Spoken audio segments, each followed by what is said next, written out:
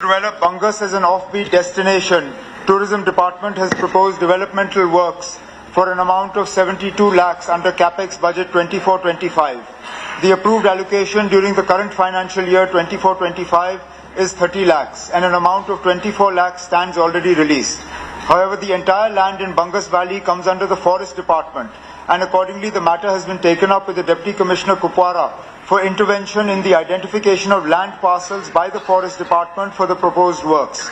Once the land parcels are identified by the Forest Department, the permissions and NOCs shall be sought on the Parivesh portal for forest clearance. Part B. To maintain the ecological balance, the department has focused on avoiding construction of massive buildings and hotels. The aim would be to develop the area as an eco-tourism destination. The department would focus on creating basic recreational facilities, rain shelters, public conveniences, signages, lighting, waste disposal facilities for visitors. Part C. To safeguard the livelihood of local shepherds, nomads and other inhabitants of the Bangas Valley, J&K Tourism Department has initiated the process of registration of paying guest houses in the vicinity of Bangas Valley. This will help to preserve and promote the local culture, traditions, cuisine and would be an immersive travel experience for tourists. As on date, 19 paying guest houses in the proximity of Bangas Valley are registered with the Department of Tourism, Kashmir. Supplementary, sir. Sir, जो forest clearance के लिए जो प्रवेश portal पे जो apply किया गया है तो हर बार जो है सिक्योरिटी के नाम पर और फॉरेस्ट क्लियरेंस के नाम पर जो है वहां काम रुकता है, तो क्या ऑनरेबल मिनिस्टर साहब, सीएम साहब क्या कमिटमेंट करेंगे कि जो पैसा रिलीज हुआ है वो सारा जो है वो खर्च होगा? और दूसरा जो इसमें मेरा सप्लीमेंट्री रहेगा वो ये कि सिर्फ 19 को रजिस्टर क्यों किया गया है, तो टारगेट क्या रहेगा 2025 में? और तीसरा ये कि क्या बंगस फेस्टिवल जो है क्या आप ऑर्गेनाइज करना चाहते हैं इस साल और क्या हर साल बंगस फेस्टिवल कंडक्ट होगा? Thank you.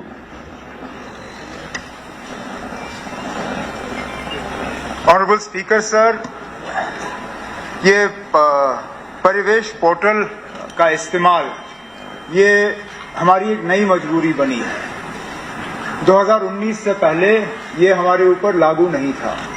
हम फॉरेस्ट क्लियरेंसेस के एप्लीकेशन यहीं रिसीव करते थे, उन्हें यहीं एग्जामिन करते थे और यहीं से डिस्पोज करते थे. लेकिन 2019 के बदलाव के बाद ये परिवेश पोर्टल का इस्तेमाल अब लाजमी जम्मू कश्मीर पे भी बन गया है. अब हर फॉरेस्ट क्लियरेंस के लिए न सिर्फ यहाँ पे अप्लाई किया जाता है बल्कि ऑनलाइन पोर्टल के तहत government of India ministry of forest and environment से भी इजाजत मांगने की जरूरत पड़ती है. हकीकत यह है कि उस इजाजत को हासिल करने में वक्त लगता है.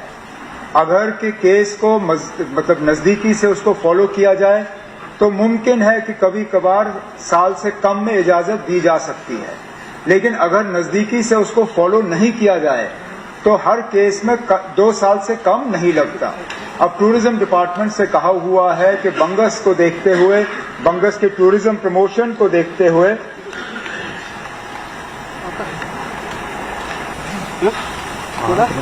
इन जो फॉरेस्ट क्लियरेंसेस के लिए बंगस के लिए परिवेश पोर्टल पे जो एप्लीकेशंस की गई हैं उनको नजदीकी से फॉलो किया जाएगा ताकि वक्त के अंदर अंदर उनकी इजाजत हमें मिले और ये पैसा जो है सही तरीके से इस्तेमाल हो. इसके बाद ऑनरेबल मेंबर साहब ने पूछा था कि जो रजिस्ट्रेशंस हैं वो कम क्यों हैं. फिलहाल तो 19 ही जो हैं क्वालिफाई कर चुके हैं और रजिस्ट्रेशंस जो हैं उनको एग्जामिन किया जा रहा है. मैं ऑनरेबल एमएलए साहब से भी गुजारिश करूंगा कि वहां लोकल एरिया में हमारी मदद करके जितने लोग आप आइडेंटिफाई कर सको उनको आइडेंटिफाई करके हमें बता दीजिए ताकि उनके साथ मिलके हम उनकी मदद कर सकें, उनका इंफ्रास्ट्रक्चर बढ़ा सकें और उनको हम रजिस्टर कर सकें. जितने ज्यादा हमारे पास आएंगे उतने ज्यादा हम रजिस्टर कर पाएंगे. हमारे पास कोई नंबर की पाबंदी नहीं है. वहां से अगर इंटरेस्ट हो तो यहां से हम रजिस्टर कर लेंगे.